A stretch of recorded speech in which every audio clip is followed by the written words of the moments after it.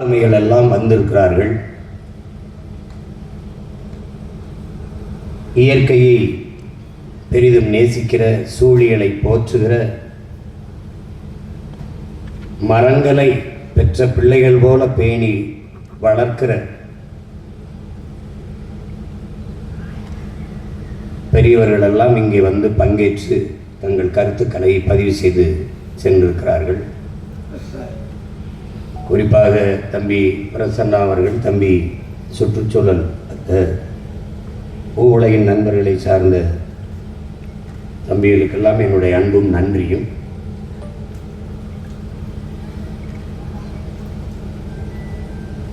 இது மரங்களுக்கான மாநாடு என்று சொல்வதையும் விட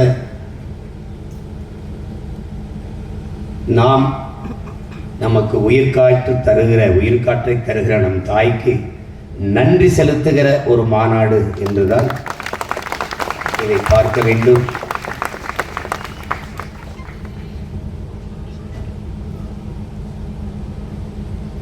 இந்த காட்டுக்குள் புலிகள் நுழைந்தவுடனே ஒரு அணில் கூட கண்ணில் படவில்லை.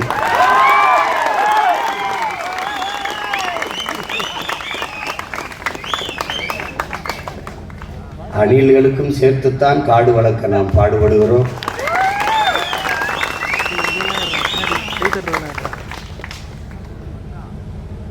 மரங்களுக்கு என்ன மாநாடு,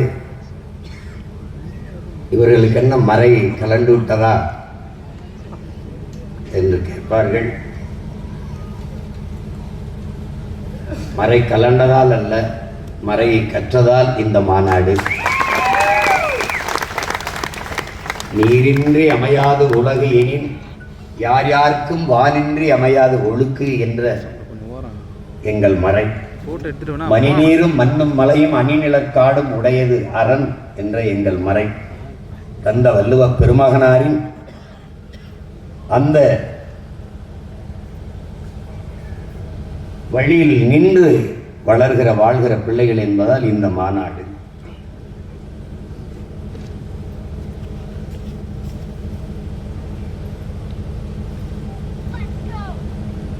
நாட்டுக்காக நிற்பவர்கள்தான் இந்த மாநாட்டை நடத்த முடியும். அற்ப ஓட்டுக்காக நிற்பவர்கள் இதை பற்றி சிந்திக்க மாட்டார்கள். வாக்குக்காக நிற்பவர்கள் இதை நினைத்து கூட பார்க்க மாட்டார்கள். மக்களின் வாழ்க்கைக்காக நிற்பவர்கள்தான் இந்த மாநாட்டை நடத்துவார்கள், நடத்த முடியும்.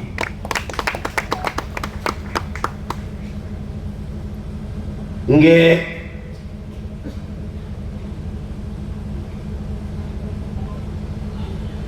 என்னுடைய தம்பி கவிபாஸ்கர் எழுதிய கவிதை நூலை நாம் வெளியிட்டோம். நான் மரங்களுக்காக மாநாடு போடுகிறோம், நீ கொஞ்சம் கவிதை எழுதித்தா என்று கேட்டேன். அவன் எழுதி அந்த காலம் கடந்து விட்டதால் அதை காட்சிப்படுத்த முடியவில்லை. அதை நூலை நாம் வெளியிட்டோம். எல்லோரும் வாங்கி நீங்கள் படிக்க வேண்டும். அதிலே என் தம்பி எழுதியிருக்கிறான், காடும் காடு சார்ந்த இடமும் முல்லை, அது தமிழன் வைத்த பெயர். காடும் காடு சார்ந்த இடமும் கொல்லை, அது திராவிடம் தந்த துயர் என்று எழுதியிருக்கிறார்.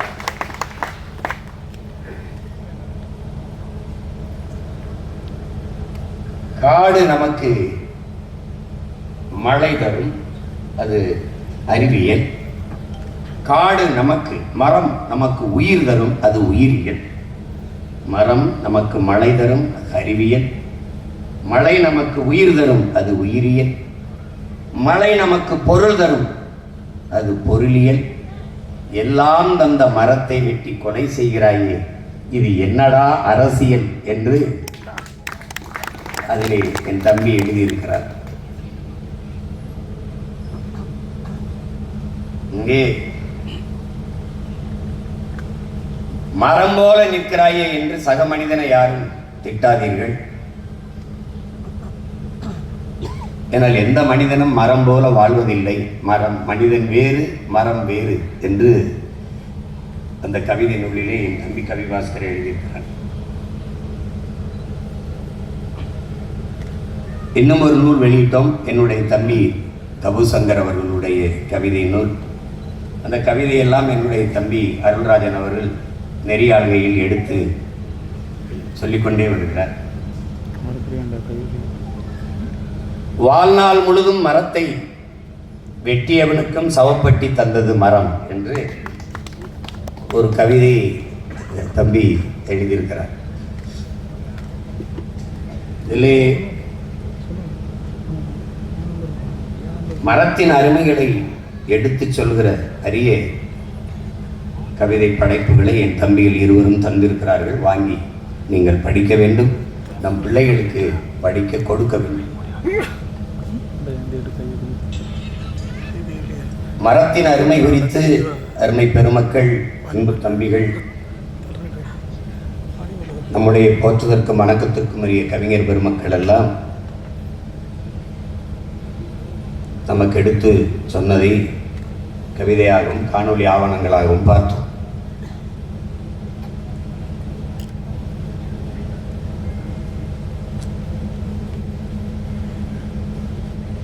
இந்த பூமியை சமநிலைப்படுத்துவதில் மரத்தின் பங்கு மகத்தானது என்பதுதான் அறிஞர்கள் எல்லோருடைய கருத்து.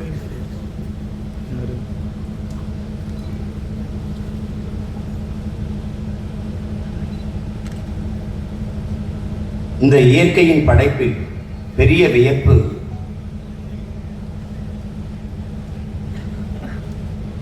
எல்லா உயிர்களும் மூச்சுக்காற்றை, உயிர்காற்றை, ஆக்சிஜனை சுவாசித்துவிட்டு நச்சுக்காற்றை வெளியிடும். மனிதர்கள் உட்பட எல்லோரும், மனிதர்கள், விலங்குகள், பறவைகள் எல்லாம். ஆனால் மரங்கள், தாவரங்கள் மட்டும்தான் நச்சுக்காற்றை சுவாசித்துவிட்டு உயிர்காற்றை, ஆக்சிஜனை வெளியிடும். நம் முன்னால் அடர்ந்து இருக்கிற இந்த மரம் கார்பன் டை ஆக்சைடை, கரிய அமில வாயுவை சுவாசித்து விட்டு உயிர்காற்றான ஆக்சிஜனை வெளியிடுகிறது. அதனால் நாம் உயிர் வாழ்கிறோம். நாம் உயிர்காற்றை சுவாசித்து விட்டு நச்சுக்காற்றை வெளியிடுகிறோம். இந்த இயற்கையின் இந்த முரண்விதி இல்லை என்றால் உலகில் எவ்வுயிரும் வாழ முடியாது. அதை நினைவில் வைத்துக் கொள்ளணும். அதனால் மரம் அல்ல, நம் உயிர் என்பதை நாம் உணர வேண்டும். நீங்கள் உயிர் என்றால் ஏதோ என்று கற்பனை செய்து கொண்டு, உயிர் என்றால் ஒன்றுமில்லை, அது காற்று. என்றைக்கு நீங்கள் சுவாசிக்கிற மூச்சை உள்ளிழுத்து வெளியிடுகிற திறனை இழக்கிறீர்களோ அன்றைக்கு மரணிக்கிறீர்கள். அவ்வளவுதான். மரணம் என்பது மூச்சு விட முடியாமல், மூச்சு விடுவதை நிறுத்திக் கொள்வது. அப்படி என்றால் நீங்கள் சுவாசித்துக் கொண்டிருந்த காற்றை இன்னொருவர் சுவாசித்துக் கொண்டு செல்கிறார். அது பறையர் காற்று, படையாச்சி காற்று, நாடார் காற்று, தேவர் காற்று, கவுண்டர் காற்று,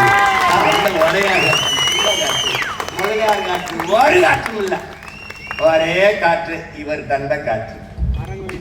அதனாலதான் கீழே உட்காந்துருக்கவங்களை எல்லாம் பார்த்தது எப்படி நாட்களா சிரிக்குது.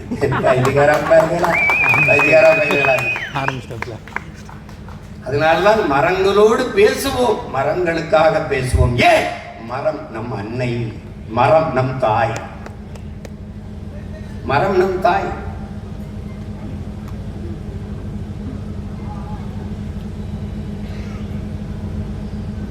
மரத்தின் அருமையை தெரிந்த அறிஞர்கள் எவ்வளவு, நம்மோட வாழ்ந்த பெருமக்கள். நம்முடைய அப்பா நம்மாழ்வார் அவர்கள், நாம் படித்தறிந்த வங்காரி மாத்தாய், அங்கே நம்முடைய அறிவியலின் அடையாளம் ஐயா அப்துல் கலாம் அவர்கள், அம்மா அல்பாசா அவர்கள், மீரா அல்பாசா புதுச்சேரி அன்னை அவர்கள், நம் அருமை சகோதரன் ஜனங்களின் கலைஞன் என்ற இளம் கலைவாணர் விவேக் அவர்கள், ஐயா அப்துல் கலாம் அவர்களை சந்திக்கும் போது, நீங்கள் 1 கோடி மரம் நடுங்களே, நீங்கள் நடுங்களே விவேக், நீங்கள் நடும்போது மற்றவர்களுக்கு ஒரு முன்னுதாரணமாக இருக்கும். அவர்களுக்கு ஒரு உந்துதலாக இருக்கும், ஒரு எடுத்துக்காட்டாக இருக்கும் என்று சொன்ன காரணத்திற்காக அன்றிலிருந்து மரம் நடுவதற்கு தொடங்கினார். 36 லட்சம் மரங்களை நட்டிருந்தார். 1 கோடி மரத்தை தொடுவதற்கு முன்பு அவர் உயிர்காற்று நிறுத்தப்பட்டுவிட்டதான் இங்கே இருக்கிறது. அவருக்கு அதனாலே நன்றி செலுத்துகிறோம். அதுபோல இன்றும் நம்மோடு வாழ்ந்து கொண்டிருக்கிற பெருமக்கள், நம்முடைய ஐயா மரம் மாசிலாமணி அவர்கள், நம்முடைய சூழியல் பாசறையினுடைய தலைவராக நம்முடைய ஐயா முனிசாமி அவர்கள் இயற்கை வேளாண்மை குறித்தும் மரத்தின் அருமை குறித்தும் இயக்கம் நடத்தி கொண்டிருக்கிற நம்முடைய அப்பா கல்லு நல்லசாமி அவர்கள், எத்தனை பெருமக்கள் இங்கே நன்றி செலுத்தப்பட்டது. நீங்க ஜாதவ் பயான் அசாமலே ஒரு தனி மனிதன் ஒரு காட்டை உருவாக்கியிருக்காங்க. தனி மனிதன், இதெல்லாம் உங்களால் நீங்க படிக்கணும். ஐயா நக்கீரன் அவர்கள் எழுதிய எறும்பு என்ற நூல், 6 கால் மனிதர்கள் நூல், சின்ன புத்தகம், 10 பக்கம் 15 பக்கம், தாய் விஷயத்தை படிக்கணும். எடுத்த உடனேயே ஜாதவ் பயாங்க பற்றி தான் அவர் கட்டுரையை எழுதியிருக்கிறார். இன்னும் நம்மோடு எண்ணற்ற பெருமக்கள் மரத்தை மரம் என்று கருதாது மானிடத்தின் உயிரென்று கருதி நேசித்து வளர்த்துக் கொண்டிருக்கிற மக்கள் எத்தனை பேர், தம்பி பியூஷ் மணிஷ் போன்ற எத்தனை பெருமக்கள் இன்னும் நம்மோடு வாழ்ந்து கொண்டிருக்கிறார்கள். அதிலே என் அன்பு இளவல் செம்மைவனம் செந்தமிழன் அவர்கள் ஒரு வறட்டு காட்டை காடாக மாற்றிருக்கிறார். இந்த காட்டின் வரலாறு மொத்தம் 68 ஏக்கர். இது ஒரு வறண்ட காடு. அன்னைக்கு எங்க ஐயா சொல்றார், வாங்கும் போது 1500 ரூபாய்க்கு ஒரு ஏக்கர் வாங்கினா, வெறும் பொட்டல் காடு. 91 வாங்கினேன். இப்போது எப்படிப்பட்ட வனமாக இருக்கிறது என்று பாருங்கள். மண்ணை நேசித்தவன் செய்கிற மகத்தான பணி. என் அன்பு தம்பி தங்கைகளே, ஆண்களும் தாயாக முடியுமா என்றால் முடியும். மண்ணில் ஒரு மரத்தை நட்டால் என்ன?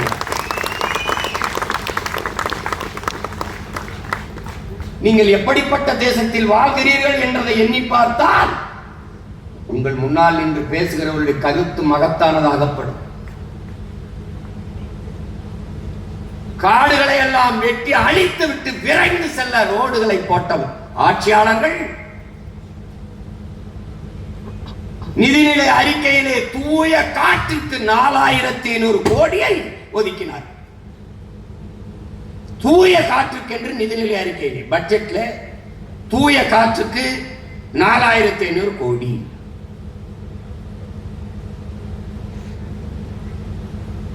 இதை கேட்கும் போது நீங்க எப்படி எடுத்துக்கிட்டீங்க? 4500 கோடி தூய காற்றுக்கு.